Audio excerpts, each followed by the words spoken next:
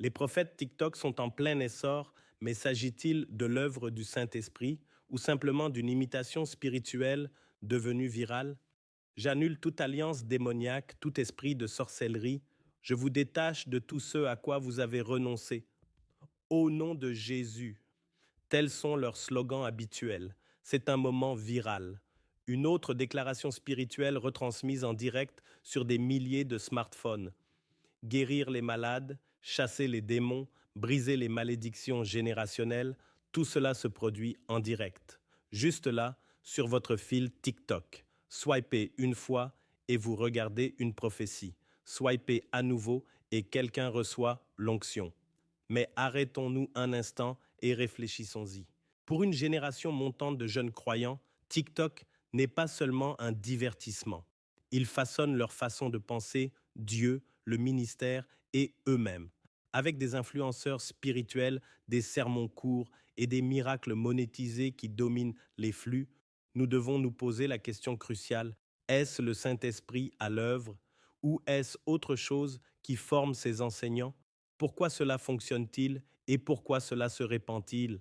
Selon Statistics South Africa, en 2024, 55% des Sud-Africains vivent en dessous du seuil de pauvreté et luttent quotidiennement pour subvenir à leurs besoins fondamentaux. La faim touche un foyer sur quatre, laissant des millions de personnes dans le besoin. Pour les plus de 50 ans, la crise prend une tournure encore plus sombre. Discovery Life met en lumière les demandes d'indemnisation liées au suicide, qui ont explosé de 62%, reflétant le poids écrasant des difficultés financières et émotionnelles. Avec une version amplifiée de l'évangile de la prospérité combinée à une mise en scène charismatique, les prophètes de TikTok profitent de l'occasion pour transformer la foi en transaction, offrant santé, richesse et succès. Pour ceux qui sont pris au piège de la pauvreté et de l'incertitude, cela ressemble à une bouée de sauvetage. Semez financièrement, croyez avec audace et regardez l'abondance se manifester dans votre vie.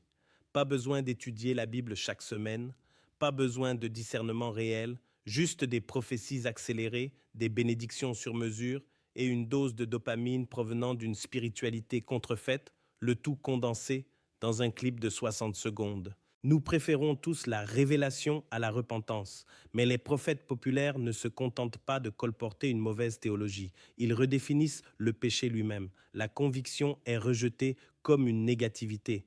La repentance est remplacée par l'affirmation de soi. Vous avez déjà été sauvé, n'est-ce pas? Les Écritures disent que vous êtes une nouvelle créature, née de Dieu, pardonnée. Pourquoi ces va-et-vient, ces demandes de pardon? Cela montre clairement un manque de foi. Voici tes bénédictions. Dieu te favorise clairement. Il ne te jugera pas. En fait, il est peut-être temps que tu commences à enseigner aux autres. Tu es choisi, je t'aiderai à choisir tes mots, et alors leurs yeux s'ouvriront, disent. Tout comme la voix du serpent dans le jardin d'Éden, nous avons ici une vérité partielle, suffisamment déformée pour rester convaincante. Les prophètes de TikTok vendent un mensonge qui vous éloignera peu à peu de Dieu.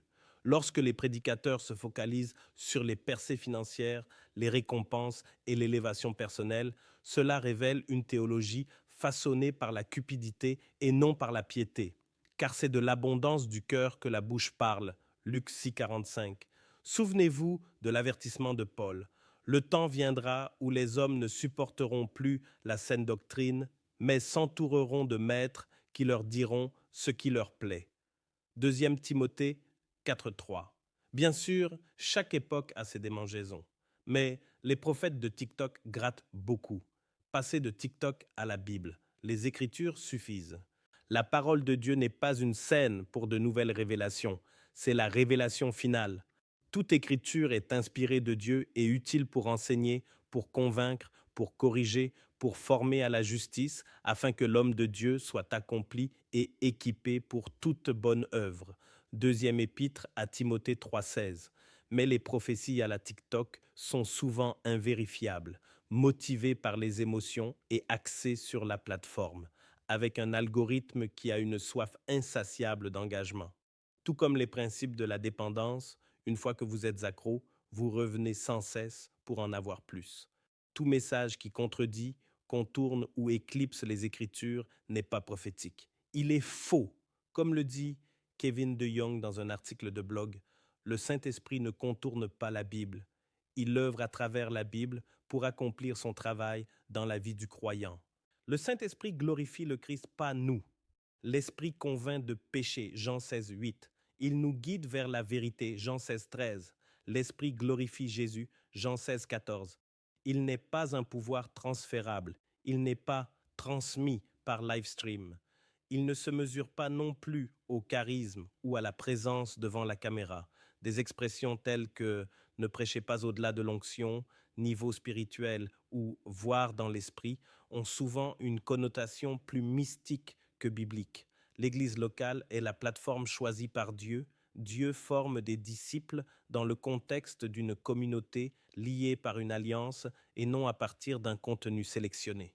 L'Église primitive se réunissait pour enseigner, prier et s'édifier mutuellement. Acte 2, 42. Aucun suivi numérique ne remplace la supervision pastorale, la responsabilité et la formation relationnelle que l'on trouve dans l'Église locale. Choisissez le discipulat plutôt que l'influence. La véritable formation est lente. Elle se trouve dans les Écritures, la soumission et le service, et non dans la vitalité. Comment devons-nous réagir face aux prophètes qui font le buzz sur TikTok? Le danger de la théologie TikTok ne réside pas seulement dans une mauvaise exégèse, il s'agit d'un faux évangile. L'apôtre Paul l'a clairement exprimé, comme nous l'avons déjà dit, je le répète maintenant, si quelqu'un vous annonce un évangile contraire à celui que vous avez reçu, qu'il soit maudit. Est-ce que je cherche maintenant à plaire aux hommes ou à Dieu? Est-ce que je cherche à plaire aux hommes? Si je cherchais encore à plaire aux hommes, je ne serais pas serviteur de Christ. Galates 1, 9 à 10. Ce n'est pas une hyperbole, c'est un avertissement inspiré par le Saint-Esprit. Nous posons donc à nouveau la question, pour conclure, sommes-nous témoins d'un véritable mouvement de Dieu ou d'une imitation spirituelle? Suivons-nous le Christ ou le charisme? Sommes-nous façonnés par l'esprit ou par l'écran? Nous devons revenir à la parole de Dieu, rester ancrés dans l'Église locale et poursuivre le lent et magnifique travail de la véritable sanctification.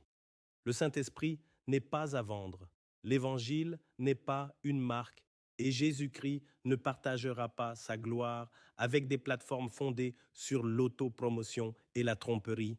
Soyez bénis dans le précieux nom de notre Seigneur Jésus-Christ. À très bientôt.